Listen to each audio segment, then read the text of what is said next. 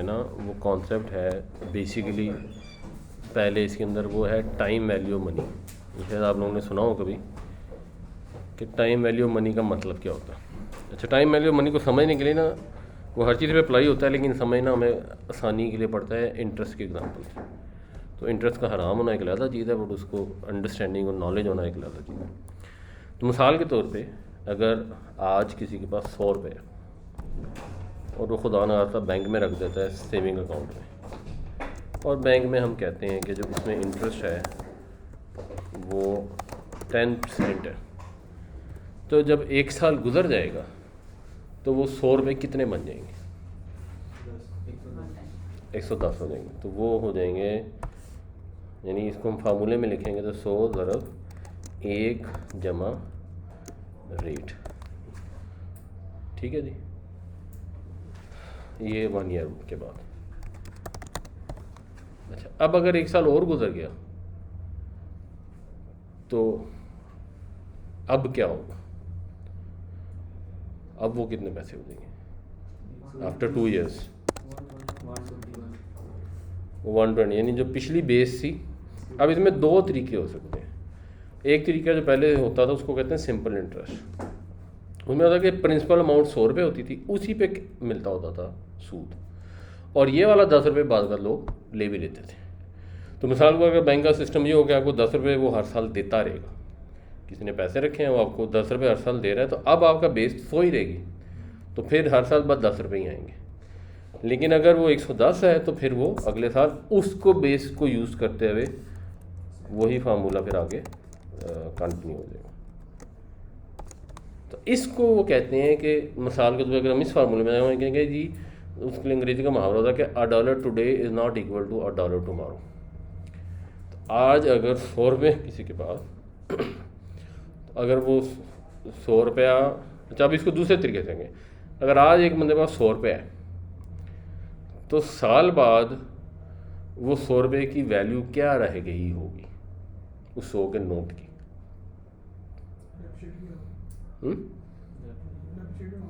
Depreciate. तो कितनी value होगी उसकी?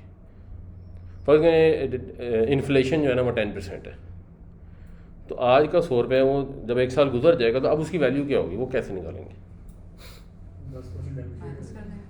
10% डेप्रिशिएट होगा तो क्या बनेगा वो? डिवाइड करेंगे 1 + 10%। तो उसकी एग्जांपल ये है कि फर्क है, उसने 100 रुपये की एक चीज़ खरीद ली, वो चीज़ है आटा खरीद लिया, लेट से 1 किलो। तो आटा, तो 1 किलो आटा आएगा 100 रुपये का। अब 10% अगर इन्फ्लेशन हो रही है, यानी 1 किलो आटे की कीमत है 100 रुपये, अगर 10% इन्फ्लेशन हो रही है तो एक साल के बाद आफ्टर 1 ईयर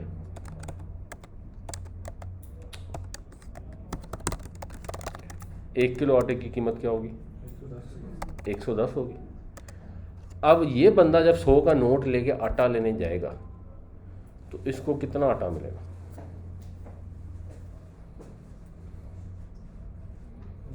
900 ग्राम।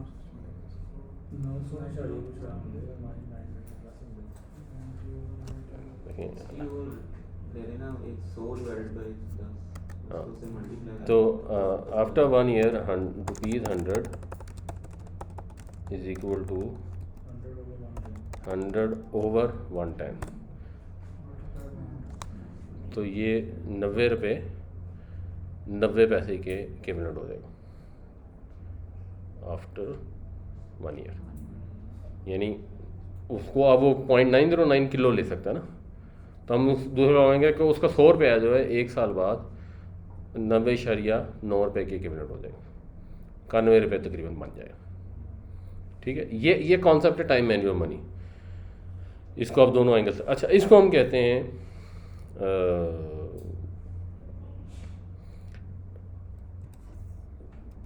जो ये आज 100 रुपये है ना, इसको हम कहते हैं प्रेजेंट वैल्यू, और एक साल बाद उसकी वैल्यू हो जाएगी 110, इसको कहते हैं फ्यूचर वैल्यू, और 2 साल बाद वैल्यू हो जाएगी 121, ये भी फ्यूचर वैल्यू।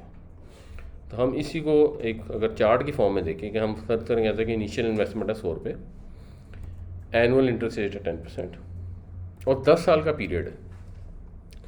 तो 10 साल का पीरियड है तो जो आपने मिसाल को किसी ने बैंक में पैसे रख दिए तो इसको कहते हैं आउटफ्लो और इसको नेगेटिव से शो करते हैं। तो ये -100 लिखा हुआ है यहाँ पे, यानी ये फार्मूले के अंदर मैंने ऊपर वाली वैल्यू को माइनस करके लिख दिया।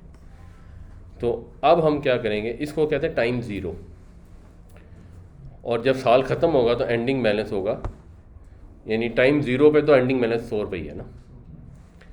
जो टाइम ज़ीरो का एंडिंग बैलेंस होगा वो टाइम 1 का बिगिनिंग बैलेंस।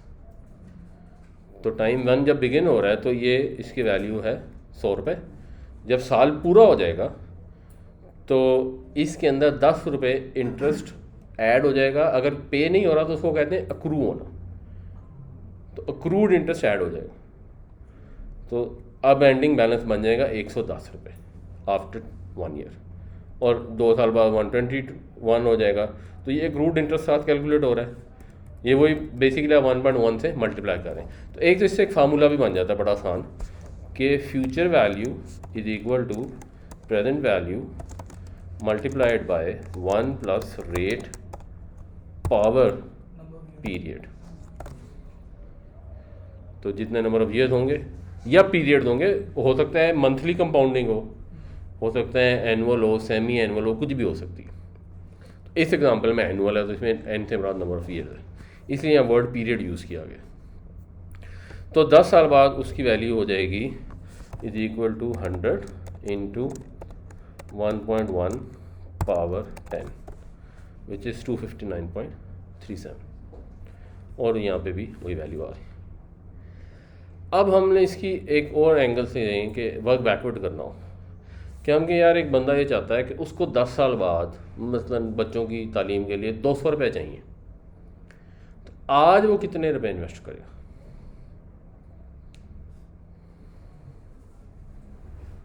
तो ये वैल्यू 200 आ रही है, जैसे प्रेजेंट वैल्यू कैलकुलेट कर, तो प्रेजेंट वैल्यू कैसे कैलकुलेट होगी? लेकिन उसके लिए आपको रेट चाहिए होगा। रेट तो 10% है, तो हो जाएगी, सारे पैरामीटर्स पता हैं। तो कैसे निकालेंगे बताएं? फ्यूचर वैल्यू 200, फ्यूचर वैल्यू 200 है, प्रेजेंट वैल्यू क्या होगी? प्रेजेंट वैल्यू फाइंड करनी है हमें। हाँ, तो ये होगी 200 divided by 1 into rate, 1 plus rate और ऊपर 10 रेट पावर 10, तो ये हो जाएगी 77 रुपये। यानी अगर हम यहाँ पे 77.1 कर देंगे तो इधर जवाब जो है वो 200 आ जाएगा। ठीक है, ये अब बेसिक सिंपल कॉन्सेप्ट है, इसमें तो कोई मुश्किल नहीं होनी चाहिए। यही काम आपने जब माइक्रोसॉफ्ट एक्सेल में करना होता है ना तो इसमें ज़रा आसानी भी हो जाती है, मैं फार्मूले दिए भी हुए हैं। तो आप ये फ्यूचर वैल्यू का फंक्शन यूज़ करें, तो इसके अंदर ये देखें पहले आ रहा है रेट डाल दें, उसके बाद आ रहा है नंबर ऑफ़ पीरियड वो डाल दें, पेमेंट फ़िलहाल नहीं है इसको 0 डाल दें, और उसके बाद आपने प्रेजेंट वैल्यू नेगेटिव में डालनी है और इसको एंटर कर दें, तो फ्यूचर वैल्यू 200 हो जाए। और अगर आपने फ्यूचर वैल्यू 200 की बेस पे प्रेजेंट वैल्यू निकालनी है तो ये ये rate, number of period, payment 0 और फ्यूचर वैल्यू E2, तो ये प्रेजेंट वैल्यू से निकाल दें। तो ये फार्मूले मौजूद हैं, यूज़ हो सकते हैं। तो ये तो एक चीज़ हो गया कि आप कोई इन्वेस्टमेंट करते हैं उसके ऊपर यही इंटरेस्ट में यूज़ होगा, यही आपकी स्टॉक्स में यूज़ होगा। स्टॉक में क्या होगा, स्टॉक में आप कहते हैं हमारी एक्सपेक्टेड रिटर्न ये है। इंटरेस्ट में तो आप कहते हैं कि इंटरेस्ट रेट ही है, वो भी बेसिकली एक्सपेक्टेड रिटर्न होता है। अगर फिक्स होगा तो वो फिक्स हो जाता है, बट बाद वेरिएबल भी होता है। और जैसे अगर बैंकों वाले गाड़ियाँ देते हैं उसके ऊपर लीज के ऊपर और उसमें सूद लेते हैं, तो वो सूद मतलब उन्होंने 3% पे दे दिया, तो उसका जो भी इफेक्टिव एनुअल रेट बनता है वो उतना उनका एक्सपेक्टेड नहीं होता, क्योंकि कई डिफ़ॉल्ट भी होते हैं बीच में से। वो फिर एक अपनी एक्सपेक्टेड कैलकुलेशन करेंगे जो भी। अच्छा, अब इसमें एक सवाल ये है कि मिसाल के तौर इसी एग्जांपल को लेकर कि बैंक वाले अगर गाड़ी देते हैं और उसमें माहाना 3% सूद है, तो वो उसका इफेक्टिव एनुअल रेट क्या होगा?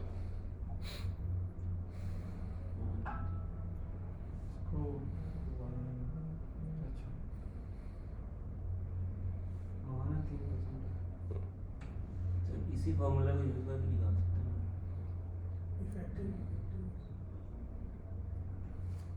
कि वो हर मंथ दोबारा ऐड हो रहा होगा 3%। उस वाले में तो आपको पीरियड मंथ में कन्वर्ट हो जाएगा 12 करके तो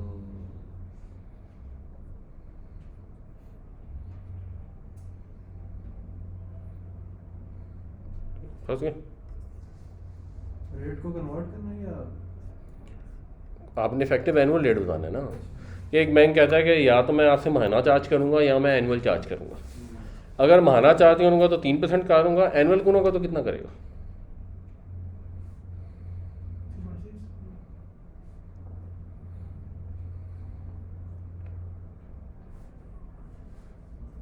अब हम इसी एग्जांपल को यहाँ ले लेते हैं। हम कहते हैं कि ये पीरियड जो है ना वो ज़रा साल में कितने महीने होते हैं? 12। ठीक है, ये आसानी के लिए इसको हम 100 ही रख लेते हैं। तो अब ये एनुअल नहीं है, हम ये कह देते हैं कि जी ये मंथली है इंटरेस्ट रेट। तो इंटरेस्ट रेट इसने कहा जी 3%। तो अब वो आपने बैंक से लिया 100 रुपया। अच्छा, आपने अब उसको पैसे दिए वापस। अब आपसे बैंक ले रहा है पैसे ना, तो बैंक ने आपसे पैसे लिए वापस। इसका ना मैं थोड़ा सा टेबल फ़र्क बनाना पड़ेगा। अब हम इसको हम इग्नोर कर देते हैं। तो बैंक ने आपसे लिए, एक क्रूड इंटरेस्ट नहीं है, अभी इंटरेस्ट है। ठीक है, उसने आपसे पैसे लिए,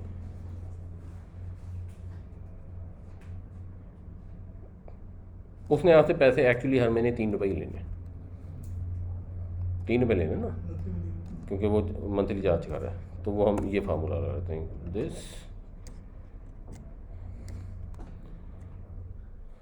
इसमें आउटफ्लो तो नहीं होगा? वो आपके तरफ से होगा? इसमें तो अब वो बैंक ने आपको दे दिया ना। यानी अगर आपके पर्सपेक्टिव से देखेंगे तो आप कहेंगे शुरू में इनफ्लो हुआ है और हर महीने आउटफ्लो हो रहा है। बैंक के पर्सपेक्टिव से आउटफ्लो, बैंक के प्रोसेस में शुरू में आउटफ्लो हुआ है और हर महीने इनफ्लो हो रहा है। तो अब आपने उसके लिए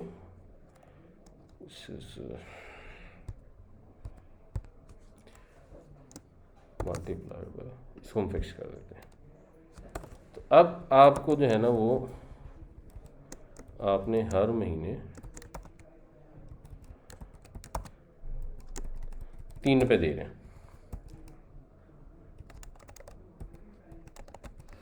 अच्छा, अब ये जो 3 रुपये उसने आपसे पहले महीने लिए, इन 3 रुपयों का क्या होगा? ठीक है, डिप्रिशिएट होगा। इसको मैं एक इग्नोर कर दूँ। नहीं, ये डिप्रिशिएट तो अपनी जगह होंगे, हैं? बैंक के पास आ गया ना। तो उसने क्या किया कि 3 रुपये आपसे लिए सूद के, और 33 बंदों से लेके ना एक और 100 रुपया बन गया, उसने आगे किसी और को दे दिया। उसके ऊपर उसे 1 महीने बाद फिर मजीद उस पर भी सूद आएगा। ठीक है, तो इस 3 रुपये पे जो उसको सूद आएगा, यानी पहले महीने उसने लिए 3 रुपये एंड पे, अगले महीने यहाँ पर पीरियड हम लगाएंगे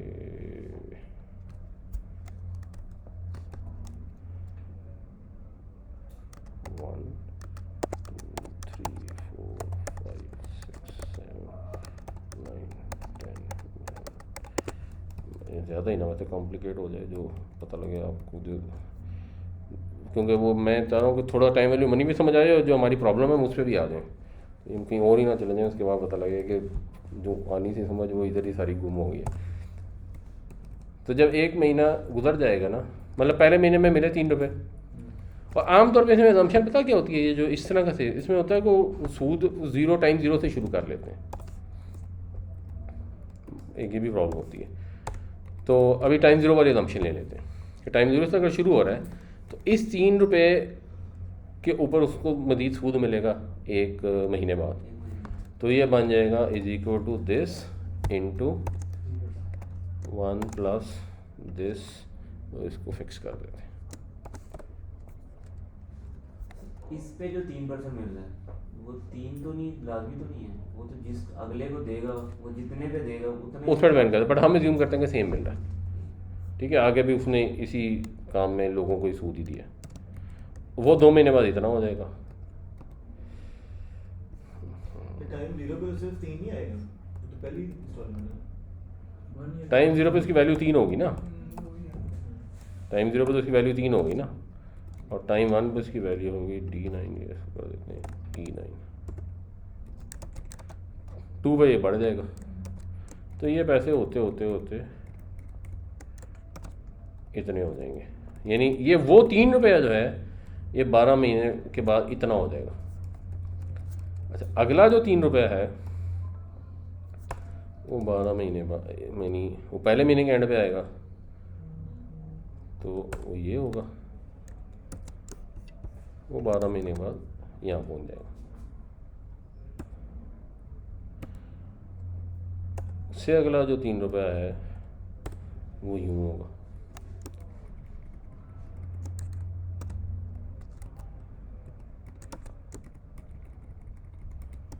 समझ आ रही है?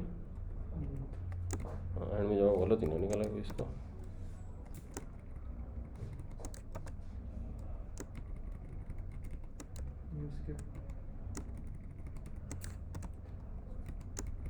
ये जब कंपाउंडिंग होती है ना, तो इसके अंदर ये जो वो कहते हैं ना कि सूद पर सूद ना खाओ, वो फिर उसका इम्पैक्ट जो है वो इस तरह बढ़ता चला जाता है। और ये 11वें वाला है, नहीं ये 12वें वाला है, और शुरू में ले लिया ना अब। हाँ, तो ये जितना टोटल सूद आया है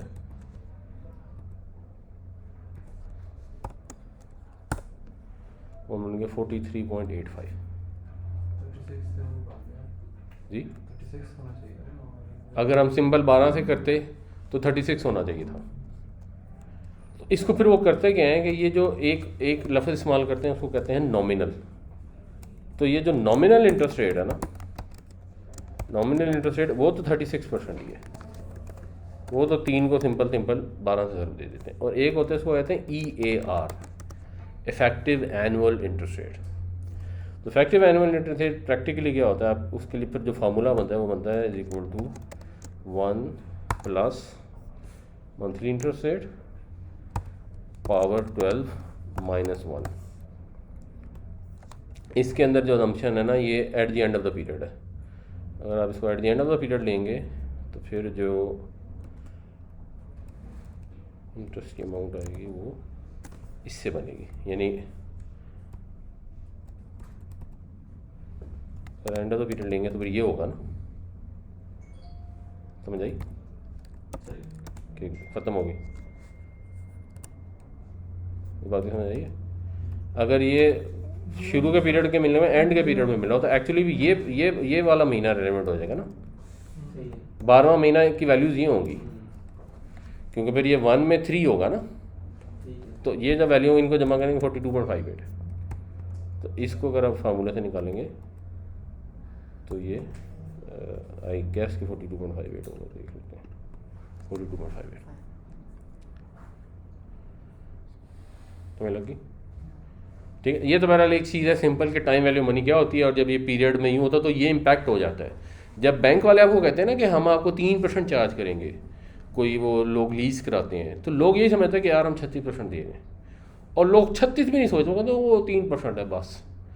एक्चुअली ये 42.58% के इक्विवेलेंट है। और जो नॉर्मल इंटरेस्ट रेट वैसे होता है वो जैसे आजकल तो खैर कई बार कम हुआ है, पर नॉर्मल आदमी 10-12% होता है, तो ये बहुत हाई रेट होता है। फिर बैंक वाले को और काम करते हैं, वो क्या करते हैं, कहते हैं हम आपको 3% चार्ज करेंगे, और वो 3% भी वो करते हैं कि आपकी ना वो बना देते हैं पेमेंट प्लान बनाकर, मसलन ये 3 रुपये बन गया ना पेमेंट प्लान, तो आपको कहते हैं कि जी आपने ना दिए उन्होंने चीज़ थी 100 रुपये की, आपको कहते हैं 30% डाउन पेमेंट है या 20% डाउन पेमेंट है, तो आप 20 रुपये आपने उनको दे दिए। अब 80 रुपये पे 3% बनता है 2.4, तो वो अब आपको 2.4 चार्ज करेंगे। तो आपको बताते हैं देखें जी 100 रुपये की चीज़ पे आपने सिर्फ 24 रुपये देने हैं, 2.5 रुपये देने हैं। तो आप समझते हैं ओ तो 100 रुपये पे 2.5 रुपये देने, हालांकि आप 100 पे 2.5 नहीं दे रहे, आप 80 पे 2.5 दे रहे हैं। तो ये जो अंडरस्टैंडिंग है ना चीज़ों की, ये इसमें क्लैरिटी नहीं। अच्छा चलें अब हम ज़रा अब अगले पे चलते हैं। अगला इशू ये है जो समझने वाला है, ये एक चीज़ मतलब ये एक रिटर्न कैलकुलेशन है, इसी तरह स्टॉक्स में होती है। स्टॉक में जो रिटर्न होती है वो होती है एक्सपेक्टेड रिटर्न, हम तो ये करते हैं इतने पैसे मिलेंगे। एक्चुअली फिर वो डिपेंड करता है आपकी सेल कितनी हुई, कितने ऑर्डर आए, क्या हुआ वगैरह। उस हर रिटर्न के साथ एक रिस्क एसोसिएटेड है। जब भी किसी चीज़ में आपको रिटर्न आएगी तो कुछ ना कुछ उसका रिस्क भी होगा। वो क्या होगा, अब उसको थोड़ा सा एक एग्जांपल से समझते हैं।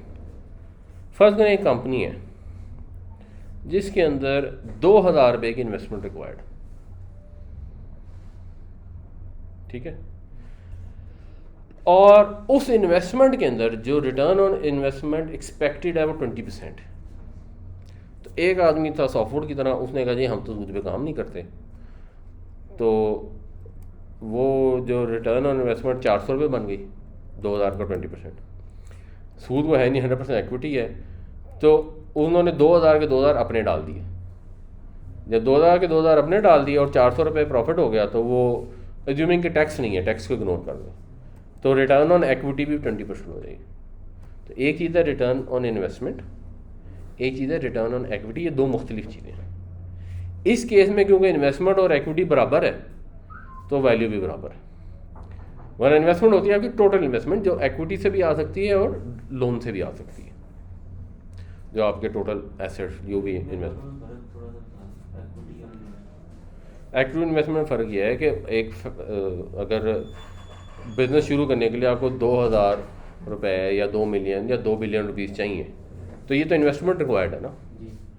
अब आपने सारा का सारा अगर अपने पल्ले से लगा दिया तो आपकी इक्विटी भी इक्विटी होती है आपके पैसे, शेयर होल्डर्स मनी। और अगर आपने कुछ बैंकों से ले लिया, आधे बैंक से ले लिए, तो अब इन्वेस्टमेंट होगी 2 बिलियन की, लेकिन इक्विटी होगी 1 बिलियन की। वो जो ऊपर वाला एक उधर से लिया था, उधर वो बैंक से ले लिया। तो अब आपने क्या किया, इस केस में भी आपने मसलन यही किया। अच्छा, अगर रिटर्न ऑन इन्वेस्टमेंट एक मोटा मोटा फार्मूला है, रिक्वायर्ड रेट ऑफ रिटर्न, अगर एक कंपनी है बैंक से जाकर लोन लेती है, जैसे आजकल के हालात में फॉर एग्जांपल काइबोर होता है बैंकों का आपस का रेट, इंटर बैंक रेट, वो जनरली सबसे लोअर लेवल होता है, वो बेस होती है। तो अगर काइबोर मतलब 6% है ना, तो कोई कंपनी लोन लेने जाएगी, तो अगर तो कोई निशात के लेवल की कंपनी है ना, उसको 8% का लोन मिल जाएगा। कोई कंपनी अननोन कंपनी है, नई कंपनी है, उसको हो सकता है 10% में मिल जाए। कोई कंपनी है जिसने माजी में बहुत लॉसेस किए हुए हैं, उनका पैसे ही नहीं है, उसको हो सकता है 12 पे मिले, 14 पे मिले। तो जितनी कंपनी अननोन या रिस्की होती है ना, तो उतना बैंक के लिए भी रिक्वायर्ड रेट ऑफ रिटर्न बढ़ जाता है। तो इंटरेस्ट भी उस तरह फिक्स नहीं होता। सर ये जो इंटरेस्ट रेट गवर्नमेंट फिक्स करती है, हाँ। उससे भी बढ़ जाता है? नहीं, गवर्नमेंट का तो कम होता है ना, गवर्नमेंट तो काइबोर होता है ना गवर्नमेंट का रेट। तो बैंकिंग का जो चल रहा होता है, जिस तरह 12-11 चल रहा है आजकल, कम हुआ है आजकल कम, वो आप बैंकों का आपस में होता है रेट।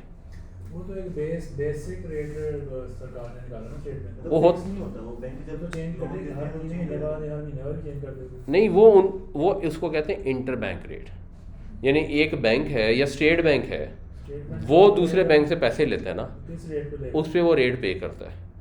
तो किसी बैंक के पास फर्ज करें शाम ख़त्म हुई तो अब कैश फ्लो ज़्यादा आ गया और किसी और बैंक को चाहिए ना, तो ये उसको कैश दे देगा और उसे जो रेट चार्ज करता है वो जनरली इंटर बैंक रेट, क्योंकि बैंकों के पीछे स्टेट बैंक की गारंटी होती है। लेकिन जब ये लोग किसी कंपनी को लोन देंगे तो उससे ज़्यादा चार्ज करेंगे, वो फिर 6% पे नहीं करेंगे। वो अगर स्ट्रॉन्ग कंपनी होगी तो 8% कर लेंगे, 7.5% कर लेंगे, वीक कंपनी होगी तो 20% भी कर सकते। जब कंज्यूमर के पास जाएंगे तो फिर देखेंगे कि अगर तो घर के लिए लोन दे रहे हैं तो कम रेट चार्ज करेंगे, अगर गाड़ी के लिए दे रहे हैं तो ज़्यादा चार्ज करेंगे। फिर वो प्रोडक्ट, तो जितना रिस्क बढ़ता जाएगा उतना रिक्वायर्ड रेट ऑफ रिटर्न बढ़ता जाता है, प्रोडक्ट जो मर्जी हो। ये असल कॉन्सेप्ट है जिसकी ये सारी डिस्कशन आज की हमारी है। अब इसको ज़रा समझें कि मिसाल के तौर पे अगर कोई इम्पैक्ट क्या होता है, हमें अपने यूनिट में इम्पैक्ट आता है क्योंकि हम लोन नहीं लेते अल्लाह की वजह से, जिसकी वजह से फिर हमें जो एक्सपेक्टेड रेट ऑफ रिटर्न है उसमें फ़र्क पड़ जाता है और बहुत ज़्यादा फ़र्क पड़ जाता है। और हमारे केस में फिर एक और कॉम्प्लिकेशन आ जाती है, वो पता नहीं, वो आज हम उसको डिस्कस करेंगे ताकि वो इतनी कॉम्प्लिकेटेड चीज़ें ना हो कि फिर अगर तो आप लोगों को समझ आ रही हुई तो मैं वो वाली कॉम्प्लिकेशन समझा दूंगा, खुद ही कह दीजिए, वरना फिर उसको आगे क्लियर। अच्छा, अब क्या हुआ कि कंपनी ने डिसाइड किया कि सॉफ्टवेयर कोई और कंपनी थी, तो उन्होंने क्या किया, उन्होंने कहा हम तो लोन लेंगे, तो लोन हम लेंगे 50%, तो 50% लोन लेंगे। और अगर अच्छा हाँ, मैं जो बता रहा था कि रिक्वायर्ड रेट ऑफ रिटर्न, अगर फ़र्ज़ करें एक कंपनी है उसने बैंक से लोन लिया ना, उसको 10% में मिला, तो रफ मोटा मोटा हिसाब होता है कि उसको अब जो इक्विटी पे रिक्वायर्ड रेट ऑफ रिटर्न होगा वो उससे ज़्यादा होगा, और उससे वो 3-4% ज़्यादा होगा। ये एक रूल ऑफ थंब होता है सादा। कोई कंपनी उसको बैंक से जिस रेट पे लोन मिलता है ना, वो उसकी रिस्कीनेस को, डेट रिस्कीनेस का वो बन जाता है बेंचमार्क। तो अगर उसका डेट रिस्की है तो उसकी इक्विटी उससे तो ज़्यादा ही रिस्की होगी, और कितनी रिस्की होगी, 2-4% ज़्यादा होगी इन जनरल। तो अगर इंटरेस्ट रेट बैंक से कोई लेने जाए, उसको 16% मिल रहा है ना, तो जो इक्विटी है ना उसमें 20% आना चाहिए। ये मोटा मोटा हिसाब। ये क्यों? मतलब बैंक तो है एक पार्टी जो एक्सटर्नल है, and he doesn't know the company, उसकी स्टेटस का, और वो कहता है कि यार ये रिस्की है। सॉफ्टवेयर की मिसाल है, अब खुदा ना खास्ता लोन लेते, नहीं सॉफ्टवेयर किसी और के साथ, एक और कंपनी ने लोन लिया, कंपनी है, वो कहता है यार पता नहीं प्रॉफिट करेंगे नहीं करेंगे, पता नहीं बैठिए, हाँ, तो वो रिस्क है। The equity is coming from the person who is sitting there and he says कि अच्छा मैं इसको ऐसे चलाऊंगा तो it should be less risky, so उसका रिटर्न कम होना चाहिए, मतलब उसमें रिस्क फैक्टर तो कम हो गया ना। आसान एग्जाम्पल समझो, एक आदमी है, वो हो गया, उसने बैंक में पैसे रख दिए 1 करोड़ रुपया, बैंक ने उसे वादा कर लिया कि अगले 20 साल हम तुम्हें 10% सालाना देंगे या 1% महाना देंगे, वादा कर लिया। अब उसको हर साल करोड़ के पीछे 10 लाख रुपए मिल रहा है, जिंदगी मुतमईन खुशहाल हो गई। उसको ख्याल है मैं गवर्नमेंट को यूनिट लगा,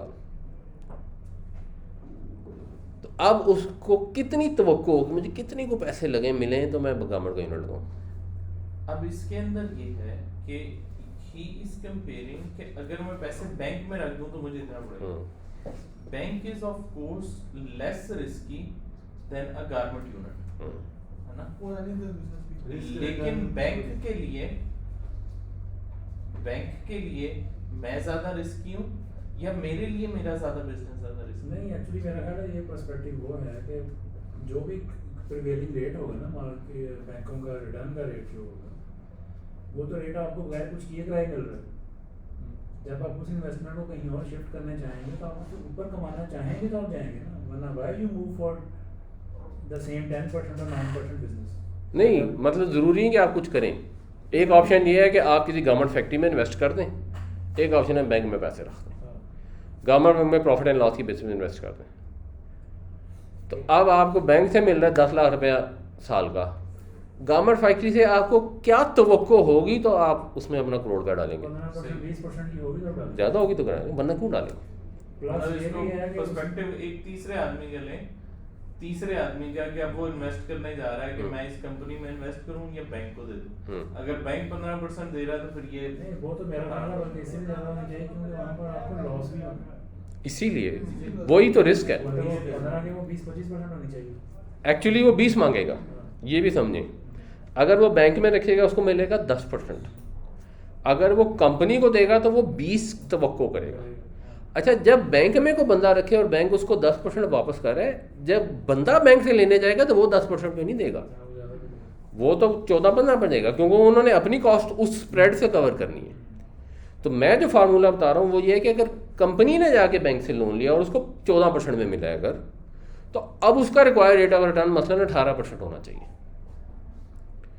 तो यूएसए में जनरली ये 2% होता है, इसको हम कहते हैं premium over the bond, company bond के ऊपर प्रीमियम। ये भी एक तरीका होता है गेस करने का कंपनी का required rate of return of equity, और पाकिस्तान में ये 4-5% होना चाहिए।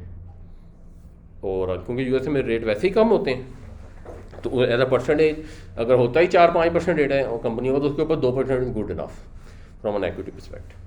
लेकिन इसमें जितना फर्क ज्यादा होगा उतने लोग ज्यादा टेंटेड होंगे कि वो इन्वेस्ट करें बजाय बैंकों में पैसे रखने के। इसका नहीं फ़र्क, हाँ एक्सपेक्टेड, लेकिन इसके अंदर एक और फैक्टर आएगा जो अभी हम डिस्कस करेंगे, वो भी बड़ा इंटरेस्टिंग फैक्टर है और बड़ा कॉम्प्लिकेटेड भी है। क्या इसका हम इस तरह कैलकुलेट कर सकते हैं कि मैंने बैंक में इन्वेस्ट करना तो मुझे 10% मिल रहा है, हाँ और मैं डिसीजन लेना चाह रहा हूँ मैं बैंक में नहीं, मैं XYZ में इन्वेस्ट करूँ, तो मुझे कितना एक मिनिमम थ्रेशोल्ड मिले कि मैं हाँ। उसमें इन्वेस्ट करूँ? इसको कहते हैं यूटिलिटी कर्व। यानी आपके पास जो ऑप्शन होती हैं ना, वो ऑप्शन नहीं होती हैं कि बैंक की ऑप्शन है 10% और रिस्क है 0। फिर एक ऑप्शन है जिसमें 12% इंटरेस्ट मिल रहा है, यानी रिटर्न एक्सपेक्टेड है लेकिन रिस्क है 0.1। एक ऑप्शन में 14 मिल रहा है, एक रिस्क है 0.2। अब हर बंदे, ये तो होती है अवेलेबल ऑप्शंस, और एक होती है लोगों की अपना कंफर्ट फैक्टर। कुछ लोग होते हैं कहते हैं कि नहीं भाई, अगर 0 पे मिल रहा है 10% ना, अगर 0.1 हुआ तो मुझे तो 0.1 पे 20% चाहिए, मैं तो रिस्क नहीं ले सकता। और एक बंदा है वो कहता है कि यार ठीक है मैं रिस्क टेक करूँ, कोई बात नहीं, मुझे 2% ज़्यादा मिलता है तो मैं 0.5 का रिस्क लेने को तैयार हूँ, मैंने 10 नहीं, मैंने तो 12% लेना है, रिस्क चाहे 0.5 हो जाए। तो वो हर एक की यूटिलिटी कर्व, वो फिर वो जिस इन्वेस्टमेंट में जो यूटिलिटी कर्व फिट होती है वो वाली ले लेते हैं। वो everybody has their own decision, और फिर मार्केट के अंदर जो रेट्स इस्टेब्लिश होते हैं, रिक्वायर्ड रेट ऑफ रिटर्न, वो उससे इस्टेब्लिश होते हैं जो एवरेज मार्केट की यूटिलिटी कर्व होती है, सब लोगों की यूटिलिटी कर्व का जो एवरेज होता है। इसलिए फाइनेंस के अंदर बड़ी इंपॉर्टेंट चीज़ होती है कि जो भी एंड में रिजल्ट निकलता है ना, वो मार्केट फोर्सेस से निकलता है। एनालिस्ट बैठ के बस अंदाजे लगाते हैं, उसको गेज करने की कोशिश, तो मार्केट फोर्सेस से वो जो भी रिजल्ट है वो निकला। अच्छा, तो अब अगर एक्सपेक्टेड रेट ऑफ रिटर्न इस कंपनी में स्टॉक का 20% है तो इंटरेस्ट कॉस्ट लेट से 15% होगी, 5-1% का फ़र्क होगा। तो अब उसने फैसला किया कि यार मैं आधे पैसे अपने डालूंगा, आधे पैसे मैं लूँगा बैंक से। तो 1000 रुपया उसने लोन ले लिया, उस पर 15% इंटरेस्ट है विच इज़ 150 रुपया साल का, और ये लेट से एनुअल पेमेंट वाला लोन है, अब हम मंथली को नहीं, अब हम एनुअल की प्रॉब्लम। अच्छा, EBIT थी 400 रुपये, तो EBIT का मतलब है earning before interest and taxes. तो अर्निंग बिफोर टैक्सेस क्या होगी, यानी इसमें से इंटरेस्ट निकल गया, तो 400 में से 150 इंटरेस्ट निकल गया, तो पीछे बच के 250 रुपये। इक्विटी कितनी है 1000 रुपये, तो अब इसका रेट ऑफ रिटर्न कितना है on equity now, ROE 250 divide by 1000 which is 25%।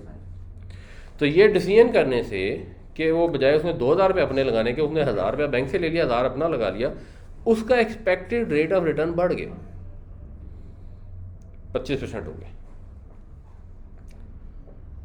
अच्छा, बजाय ये बड़ी अक्लमंदी की बात है कि भाई अपना रेट ऑफ रिटर्न बढ़ाओ, और एक्चुअली रेट ऑफ रिटर्न बढ़ाने के लिए ज़्यादा बेहतर तरीका है कि वो अपने पैसे लगाए 10%, 90% ले ले बैंक से, तो उसका एक्सपेक्टेड रेट ऑफ रिटर्न चला जाएगा 65%। अब 20% और 65% में बहुत ज़्यादा फ़र्क है। कितना फ़र्क है, बहुत ज़्यादा। ये कैसे फ़र्क है ये भी समझें, ये भी इमेजिन करें। हमने एक दफ़ा विजन कॉन्फ्रेंस में डिस्कस किया था। अब ये हमने यही वाली एग्जांपल ली है और हम ये 10 साल पे ही फर्क करके देखते हैं। चलिए एग्जांपल मैंने मिटा दिए, चलिए ये एग्जांपल ले लेते हैं जिसमें फार्मूला कहाँ लगाया था हमने, फार्मूला दोबारा लगा लेते फार्मूला। हम ये कहते हैं कि 20% रिटर्न है, तो 10 साल बाद जो 1 रुपया है वो कहाँ पहुँचेगा, वो पहुँचेगा दिस +1 पावर 10। 1 रुपया 6 रुपये में कन्वर्ट हो जाएगा 10 साल बाद, अगर रिटर्न 20% है। अगर रिटर्न 65% है तो 1 रुपया 150 रुपये में कन्वर्ट हो जाएगा जस्ट आफ्टर 10 ईयर्स। और कोई आदमी नॉर्मली जो बिज़नेस करता है वो उसका 20-30 साल का होराइजन होता है, जो भी इंसान जब बिज़नेस की एज में आता है। अगर इसको 20 साल कर देंगे तो वो इम्पैक्ट जो है वो और सिग्निफिकेंटली डिफरेंट होएगा।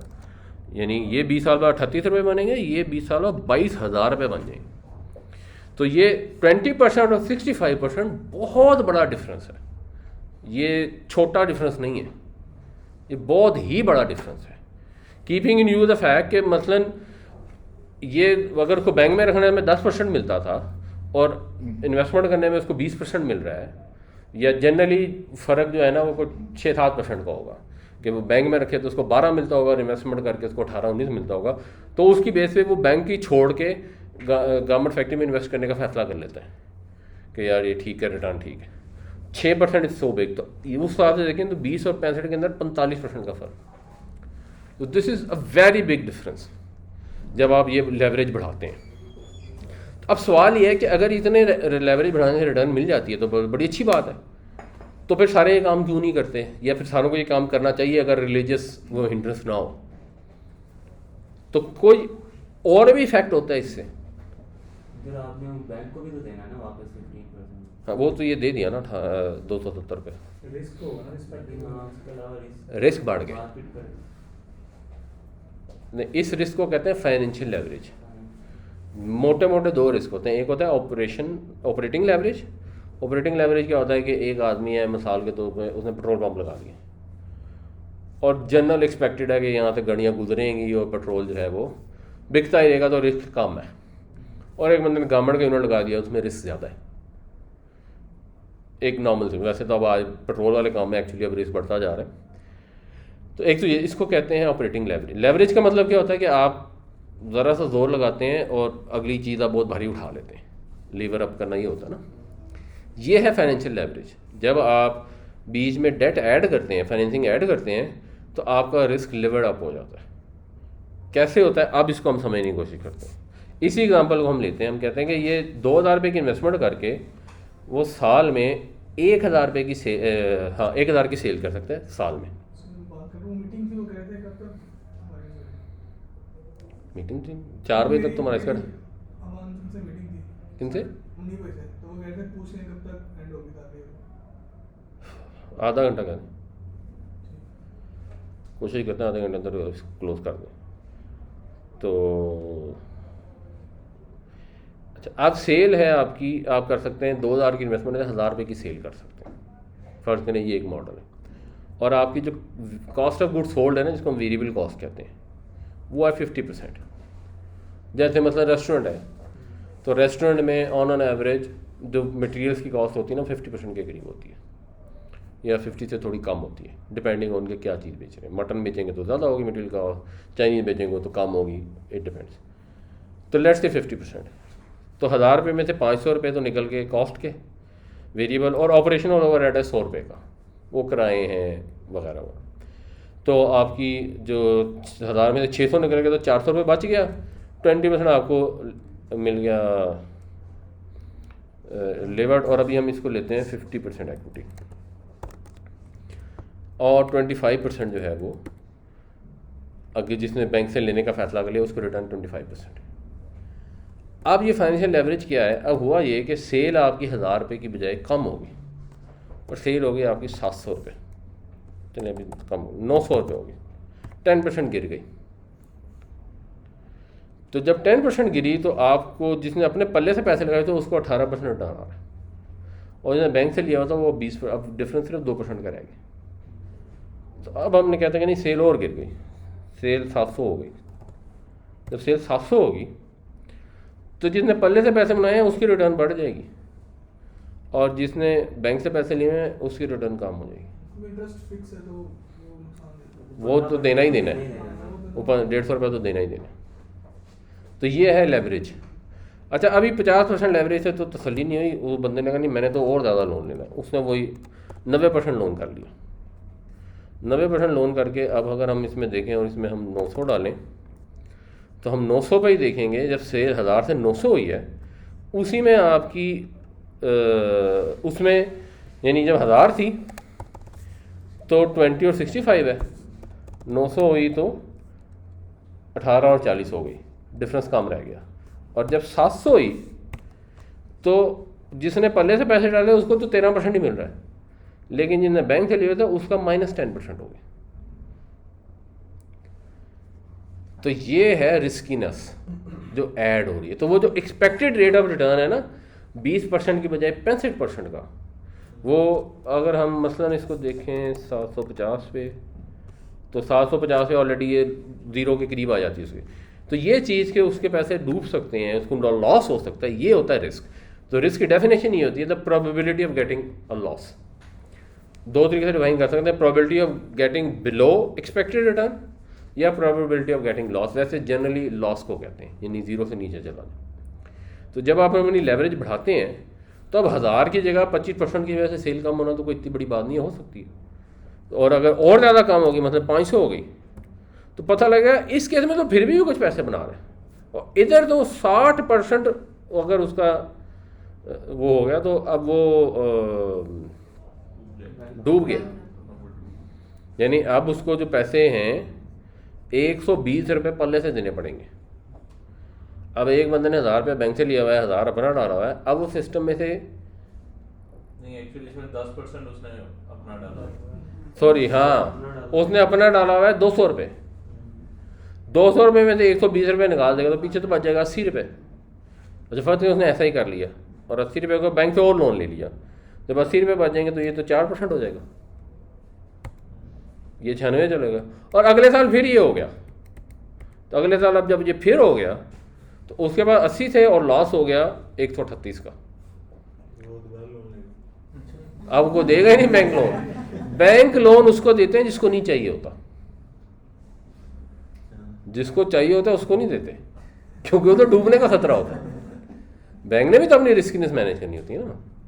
या बैंक लोन उसको देते हैं जिसको नहीं चाहिए होता, या उसको देते हैं जिसने इतना लोन ले लिया होता है कि अब वो कहते हैं इसको देते रहो ताकि हमारी बुक्स चलती रहे। मगर अगर आपने खुदा न खास्ता 20 लाख रुपए बैंक से लोन लिया है और आप डिफ़ॉल्ट कर गए हैं तो बैंक फ़ौरन आ जाएंगे आपका बिजनेस बंद करा दें। अगर आपने 20 अरब लोन ले लिया और डिफ़ॉल्ट कर दिया तो बैंक आपकी मिन्नत तल्ला करेंगे, यार कोई नहीं अपनी कंपनी किस तरह ठीक कर लो 5-7 सालों में, वो खुदा का होता कुछ कर लो। क्योंकि वो 20 अरब जब अपनी बुक्स में बुक करते हैं तो वो उनका बैंक ही डूब जाता है, वो फिर अकाउंटिंग इशूज आ जाते हैं। तो ये है फाइनेंस, तो ये है रिस्क एंड रिटर्न। अच्छा अब आपने रिटर्न गेज करना है और रिस्क भी गेज करना है, वो कैसे करें? मतलब एक शेयर है, निशात का शेयर है, निशात के शेयर में क्या रिटर्न होना चाहिए एक्सपेक्टेड, कैसे गेज करें? और निशात के शेयर में क्या रिस्क है, ये कैसे गेज करें? ये बहुत मुश्किल सवाल है। इस एग्जांपल में उन्होंने इसका एक सादा तरीका निकाला है। उन्होंने कहा पहली बात है कि आप रिटर्न तो ऐसे गेज कर लें कि जो मादी में रिटर्न आई है आप तो वो करें मुस्तकबिल में भी यही होगी। तो जितनी मादी की रिटर्न थी उनके एवरेज ले लें, सिंपल। तो ये तीनों जो केस हैं, स्टॉक, गोल्ड और टी बिल्स का मतलब है ट्रेजरी बिल्स। ट्रेजरी बिल होते हैं जो हुकूमत इशू करती है, तो उसकी रिस्कनेस सबसे कम होती है। तो ये उसका डेटा, और मोस्ट प्रोबेबली टी बिल का शायद एक्चुअल डेटा हो, और गोल्ड का भी शायद एक्चुअल, शायद स्टॉक का भी एक्चुअल हो। तो उन्होंने एवरेज नहीं की, तो उन्होंने टी बिल में एवरेज रिटर्न जो है 7% है, गोल्ड में एवरेज रिटर्न 18% है, और स्टॉक्स में एवरेज रिटर्न 11% है। अब उन्होंने रिस्क को भी डिटर्मिन करना है कि रिस्क क्या हो। रिस्क डिटर्मिन करने के लिए अब रिस्क क्या होता है? रिस्क होता है probability of getting a loss या probability of going below mean value. यानी टेक्निकली स्पीकिंग अगर गोल्ड में 18% एक्सपेक्टेड है तो अगर 18 से कम जाएगी तो यह रिस्क होगा, या 0 से कम जाएंगे तो ये रिस्क होगा। तो आप अगर आप ऐसे इसको मोटा मोटा देखेंगे ना तो आपको ये नज़र आएगा कि टी बिल के अंदर कभी भी 0 से नीचे नहीं गया। स्टॉक्स में आप देखेंगे तो 1 2 3 4 5 दफ़ा 0 से नीचे गया। गोल्ड में देखेंगे तो 1 2 3 4 5 6 7 दफ़ा 0 से नीचे और 1 दफ़ा 0 भी रहा है। तो ये तो मोटा मोटा वैसे ही नज़र आ रहा है कि जिसके अंदर रिटर्न ज़्यादा है उसके अंदर रिस्क भी ज़्यादा है। अब आपने रिस्क को नंबर देना है। रिस्क को नंबर देने के आसान तरीका क्या होता है? एक चीज़ होती है, हम जब स्टैट्स पढ़ते हैं ना तो उसमें जब डेविएशन देखते हैं ना तो पहली डेविएशन जो पढ़ाते हैं हमारे मीन डेविएशन। तो मीन वैल्यू से कितनी डेविएशन है, ठीक है। अब मीन वैल्यू से कितनी डेविएशन है, हम मसलन ये गोल्ड ही ले लेते हैं तो हम कहते हैं मीन डेविएशन। तो मीन वैल्यू से डेविएशन जो है वो हम कहेंगे this is equal to, this is the mean value 18%। Gold ले रहे हैं ना, हाँ 18% माइनस 11%, ये है मीन डेविएशन। तो हम ये मीन डेविएशन सारी जो है ना वो निकाल लेते हैं, ठीक है, हम कहते हैं कि ये जो है ना रिस्क को शो करती है, यानी आपको एक मीन मिलना चाहिए ना। तो अगर ये उससे ऊपर नीचे जा रही है तो हम कहते हैं ये एक तरीका ये कि आप इसमें सिर्फ नीचे वाली वैल्यूज़ ले लें, सिर्फ नीचे वाली वैल्यूज़ लेंगे और उसकी बेस पे कहेंगे यार ये नीचे इतनी दफ़ा गई है और इतना गई है और उनकी एवरेज कर लें तो आपके ये मीन है। बट उसको समझना बहुत मुश्किल हो जाता है क्योंकि जो पॉजिटिव वैल्यू को आप इग्नोर कर देते हैं तो it becomes difficult to understand. तो लोग कहते हैं यार नेगेटिव पॉजिटिव दोनों को ही लेना चाहिए। अच्छा, जब नेगेटिव पॉजिटिव दोनों को लेते हैं तो प्रॉब्लम क्या आती है, अगर आप मीन डेविएशन की एवरेज निकालेंगे तो इसका जो सम है वो एक्चुअली ज़ीरो हो जाएगा। तो ज़ाहिर है आपने सारी डेविएशन ले ली है तो सम करेंगे तो ज़ीरो ही तो होगा। तो फिर अगर सम ज़ीरो हो जाएगा तो वो it will not remain meaningful. तो फिर जी स्क्वायर ऑफ मीन डेविएशन नहीं, फिर उसको कहते हैं, इसको एब्सोल्यूट ले लेते हैं। एब्सोल्यूट लेके ये हो जाती है एब्सोल्यूट मीन डेविएशन। अब इसको जब वो करेंगे, यानी जो नॉर्मली किया जाता है स्टैट्स में, इसकी जो एवरेज है वो 26.8% है। लेकिन इससे बेहतर वो कहते हैं कि स्टैंडर्ड डेविएशन जो है ना वो रिस्क को बेहतर डिटरमिन कर सकती है। तो स्टैंडर्ड डेविएशन निकालने का क्या तरीका होता है? स्टैंडर्ड डेविएशन होती है standard deviation is equal to square, पहले या तो वेरिएंस निकाल लेते हैं ना, वेरिएंस क्या है, वेरिएंस इज इक्वल टू, याद है किसी को, is equal to mean square minus value square.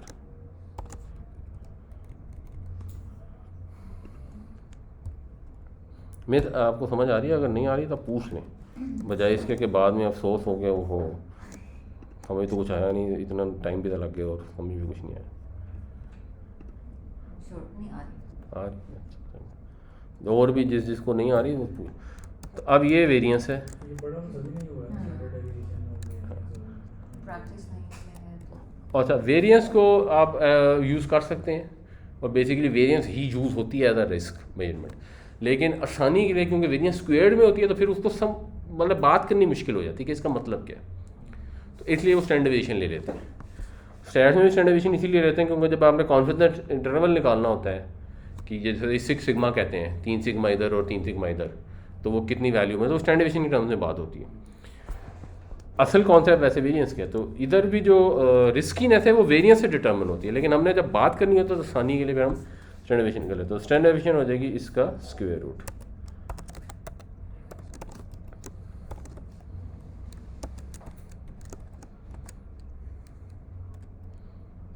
Sorry, ये नेगेटिव क्यों? नहीं, ये मैंने गलत किया, सॉरी। वेरिएंस होती है स्क्वायर होल का स्केल लेना होता है, इसका स्केल नहीं करना होता। आई थिंक सर डिवाइड भी होता है, डिवाइड तो वो नंबर ऑफ वैल्यूज से होता है ना, तो होता जब हम एवरेज लेंगे तो वो हो जाएगा एंड में।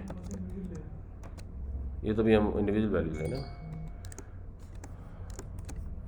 अब ये वेरिएंस की अगर आप एवरेज देखेंगे तो वो आ रही है 27%। ये स्टैंडर्ड डेविएशन है बेसिकली, जब आपने नंबर n से डिवाइड कर दिया, और वो n-1 से डिवाइड करते हैं, वो तो एक अलग स्टैटिस्टिकल इशू है। तो अब आप इसको अगर आप देखेंगे स्टैंडर्ड डेविएशन डाउन 18% रिटर्न है और 27% रिटर्न, यानी 1 ± 1 सिग्मा भी करेंगे तो वो 0 से नीचे चला जाएगा। यही स्टैंडर्ड डेविएशन अगर आप टी-बिल्स की निकालेंगे तो उसमें से जब 1 सिग्मा करेंगे तो वो 0 से नीचे नहीं जाएगा। तो that gives you an idea of riskiness. Sir ये दोबारा रिपीट कीजिए ना, जो भी आपने माना ये गोल्ड के अंदर अगर आप 1 स्टैंडर्ड डेविएशन नीचे चले जाएं तो आपका रिटर्न 18% है ना, 26% वहाँ पे आ रही है इसकी।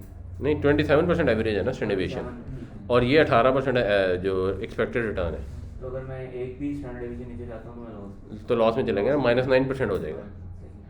गोल्ड में अगर आप करके देखें, या तो हम ये निकाल के देख लेते हैं इसकी, गोल्ड तो टी बिल में करके देखें तो ये स्टैंडर्ड डेविएशन हो जाएगी दिस माइनस दिस, इसका स्क्वायर, इसका सम कर लेते हैं, नहीं इनका स्क्वायर रूट भी लेना है, अभी स्क्वायर रूट यहीं पे ले लें। नहीं इसमें भी आ रहा है, इसको पहले n पे डिवाइड करना फिर स्क्वायर रूट है, ये ठीक नहीं है, ये कैलकुलेशन गलत है। पहले इसको सम करेंगे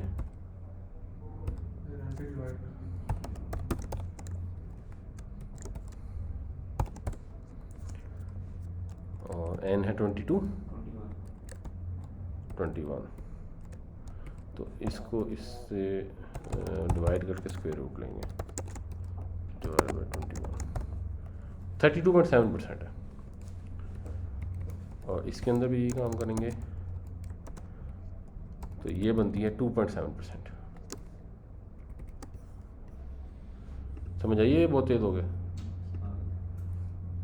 आगे। अब आप इसमें देखें तो ये 1 स्टैंडर्ड डिवीजन पे आप 14% लॉस पे चले जाएंगे, इसमें 1 स्टैंडर्ड डिवीजन में आप स्टिल प्रॉफिट में, बल्कि 2 स्टैंडर्ड डिवीजन में भी आपको लॉस नहीं होता, 2 से आगे जाएंगे तो फिर जाके आप लॉस में जाएंगे। तो ये T bill is a less risky investment and the gold is most risky investment. तो ये उसकी रिटर्न भी ज़्यादा है बट उसके साथ उसका रिस्क एसोसिएटेड भी ज़्यादा है। अब कोई लोग होंगे जो स्टॉक में इन्वेस्ट कर देंगे, कोई लोग होंगे जो टी बिल में इन्वेस्ट कर देंगे, कोई लोग होंगे जो गोल्ड में इन्वेस्ट कर देंगे, depending on their utility cost. इस एग्जांपल में उन्होंने क्या है, उन्होंने कभी स्टैंडर्डाइजेशन के हद में नहीं गए, उन्होंने कहा नहीं ये स्टैंडर्डाइजेशन अभी ज़्यादा कॉम्प्लिकेटेड कॉन्सेप्ट है, बच्चों को समझ नहीं आएगी। तो अभी उन्होंने कहा कि आप जो ये रिटर्न हैं इनकी एब्सोल्यूट वैल्यूज ले लें,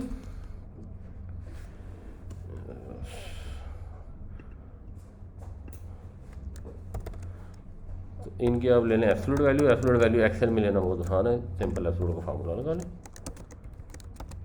और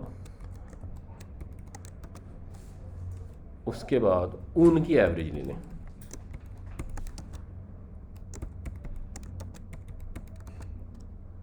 अब आप और उसको आप अप्रॉक्सीमेट कर लेंगे, it is proxy for risk. यानी स्टैंडर्डाइजेशन तो एक्चुअली 2.7% और 32% आई थी, बट उन्होंने कहा गोल्ड की आप 28% ले लें, टी बिल की 7%, यही है ना इन किताब। तो ये उन्होंने प्रॉक्सी लगाई, ये क्रूड मेथड है जो इस एग्जांपल में उन्होंने किया। बट बेसिक जो कॉन्सेप्ट हमारे समझ में आ रहा है वो ये कि एक होती है रिटर्न, और हर चीज़ में रिटर्न होती है और रिक्वायर्ड रेट ऑफ रिटर्न होती है, और रिक्वायर्ड रेट ऑफ रिटर्न का एक रिस्क एसोसिएटेड होता है कि अगर लॉस में जाने का चांस है तो वो रिस्क है, and the higher the risk the higher should be the return. और ये बताने में जितना सादा कॉन्सेप्ट है, ये एक्चुअली इतना कॉम्प्लिकेटेड है कि किसी भी इंस्टीट्यूट से MBA करके लोग जब आते हैं हमारे पास इंटरव्यू देने के लिए, आप उनसे इस सवाल पूछें कि कॉस्ट ऑफ डेट ज़्यादा होनी चाहिए, कॉस्ट ऑफ इक्विटी ज़्यादा, तो 90% लोग गलत जवाब देते हैं। ये आज हमने सीखा। तो मेरा ख्याल है इस रिस्क को देखते हुए तो सबसे ज़्यादा फेवरेबल इन्वेस्टमेंट होगी ट्रेजरी बिल की, अगर रिस्क को देखें हम। रिस्क को देखकर। मगर बात होती है अब उसमें एक और प्रॉब्लम है, एक और उन्होंने स्टडी की थी, ये एक और एंगल है देखने का। उन्होंने कहा ये तो आप कर रहे हैं नॉमिनल वैल्यू पे, आप ये देखें कि इन्फ्लेशन कितनी रही, कि इन्फ्लेशन भी तो एक चीज़ है ना। तो अगर आप इन्फ्लेशन के हिसाब से देखें तो एक बंदे ने ट्रेजरी बिल में पैसे इन्वेस्ट कर दिए तो वो ठीक है, तो 7% रिटर्न मिल रही थी, लेकिन इन्फ्लेशन अगर 10% थी तो एक्चुअली उसने तो हर हाल में लॉस ही करना है, तो हर हाल में लॉस में है। बट अगर आप लॉन्गर पीरियड के ऊपर देखते हैं तो किसी ने स्टॉक में इन्वेस्ट किया फॉर एग्जांपल, तो वो after adjusting for inflation over longer period of time generally stocks are profitable. किसी एक साल में ऊपर नीचे जाने में आप देखेंगे तो स्टॉक्स आर वेरी रिस्की। ये एक और एंगल है इसी चीज़ को देखने का कि अगर आपने एक इन्वेस्टमेंट किया है विद वन, और फाइनेंस में जनरल वो एजम्पशन लेते हैं कि all investors are 1 year investors, कि उन्होंने 1 साल रखना है और बाद बेच देना, क्योंकि कोई एजम्पशन लेनी पड़ती है ना स्टार्ट करने में। अगर एक आदमी है स्टॉक मार्केट में रोज़ सट्टा कर रहा है कि बढ़ गया तो बेच दिया, रोक लिया, उसका रिस्क बहुत बढ़ जाता है। एक आदमी ने जाके शेयर खरीद के छोड़ दिया अगले 20 साल के लिए, 20 साल बाद उसकी वैल्यू उससे कम हो गई जितने में ख़रीदा है, चांस बहुत कम है, ना होने के बराबर। तो फ्रॉम अ 20 ईयर परस्पेक्टिव आपका रिस्क प्रोफाइल डिफरेंट हो जाती है, from a 1 year perspective it becomes different. तो वो भी एक इम्पोर्टेंट फैक्टर होता है। नहीं, अगर रोज सट्टा खेल रहा है तो एक्चुअली तो बहुत छोटे पीरियड के लिए उसकी इन्वेस्टमेंट कहीं ना कहीं होता है, तो वो तो सबसे कम रिस्क काम नहीं करता। नहीं, वो सबसे ज़्यादा रिस्की होता है। वो सट्टा एक्चुअली क्या होता है, सट्टे में लोग एक्चुअल पैसे नहीं दे रहे होते उनके पास। सट्टे की टर्म हम ना लें, अगर आपने शॉर्ट टर्म इन्वेस्टमेंट की है, लेट्स से 15 दिन के लिए कर दी, ठीक है, तो वो कम रिस्की होगी बनस्बत 1 साल। नहीं, वो ज़्यादा रिस्की है। आपने एक शेयर था 100 रुपये पे ट्रेड कर रहा है, आपने कहा यार मैं ये खरीद लेता हूँ, मैंने 15 दिन बाद किसी को पैसे देने हैं, आपने सट्टा नहीं किया, फिजिकल पैसे डाले, आपने वो शेयर ख़रीद लिया और 15 दिन बाद आपको 100 रुपये चाहिए तो आपने बेचना है हर हाल में। अब 15 दिन बाद क्या प्रॉबिलिटी है कि वो 100 से नीचे होगा या ऊपर होगा? There is a decent probability कि 100 से नीचे होगा। लेकिन अगर वो शेयर आपने 15 साल बाद बेचना है तो क्या प्रॉबिलिटी कि 100 से नीचे होगा 15 साल बाद? नहीं, फिर ड्यूरेशन का क्या ताल्लुक है कि ड्यूरेशन ज़्यादा होगी तो रिस्क कम होगा। ड्यूरेशन ज़्यादा होगी तो मतलब किसी अगर स्टॉक की टर्म में बात करेंगे तो probability of having a loss कम हो जाएगी जितनी लंबी ड्यूरेशन होगी, तो वो कम रिस्कियर भी होगी ना। तो फिर उस सेंस में कम रिस्कियर है ना। लेकिन वो लोग फिर फाइनेंस में जब किताब आप कोई भी पढ़ेंगे ना फाइनेंस की, वो 1 ईयर के पर्सपेक्टिव में बात करते हैं। उन्होंने बेसिक असम्पशन होती है कि all investors are 1 year investors, क्योंकि अगर वो खुला छोड़ दें कि कोई इन्वेस्टर हफ्ते के लिए इन्वेस्ट कर रहा है और कोई 15 साल के लिए करोगे, तो वो फिर उसके बाद वो कोई जवाब ही नहीं निकाल सकते। तो वो सारी डिस्कशन 1 ईयर के बेस पे करते हैं। अब 1 ईयर इन्वेस्टमेंट की बेस पे करेंगे तो stocks are very risky compare to T bills. But अगर आप 20 ईयर्स के होराइजन में बात करेंगे तो इट इज़ हाईली लाइकली कि टी बिल्स अपनी इन्फ्लेशन को कवर नहीं कर पाएंगे और इन्फ्लेशन को भी फैक्टर इन कर लें और स्टॉक्स कवर करके फिर भी कुछ दे देंगे, तो इट इज़ हाईली लाइकली।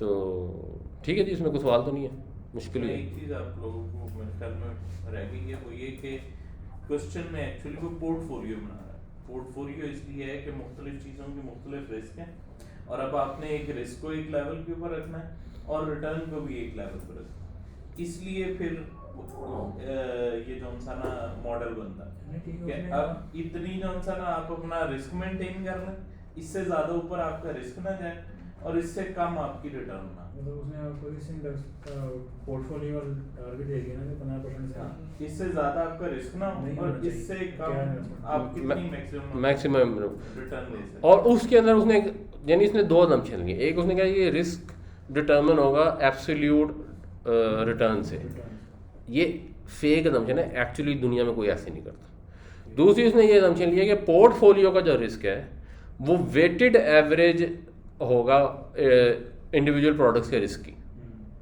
वो भी गलत असम्पशन है। रिटर्न तो वेटेड एवरेज होती है, रिस्क वेटेड एवरेज नहीं होता। कैसे कैलकुलेट करेंगे? नहीं, इस एग्जांपल में हमने गलत जो असम्पशन दी उस पर करना है। कर लेंगे, लेकिन एक्चुअल में कैसे होगा? एक्चुअल पर हम पढ़ेंगे उसके ऊपर, तो इससे बहुत लंबा सेशन चाहिए। नहीं, एक्चुअली उसमें वो यही कह रहा है ना कि एक्सपेक्टेड रिटर्न ऑफ पोर्टफोलियो जिस प्रोडक्ट का जितना वेटेड risk एवरेज ही है, है, तो उसको इक्वल इक्वेट 0.15 पे कर रहे हैं, तो वो हम मैक्सिमाइज कैसे करेंगे? नहीं यही है। मैक्सिमाइज ऐसे करेंगे, देखें किया ना उसने। आप स्टॉक में आपको एवरेज को ही लिमिट कर दिया। नहीं वो 15% क्या कहा उसने? टारगेट किया है।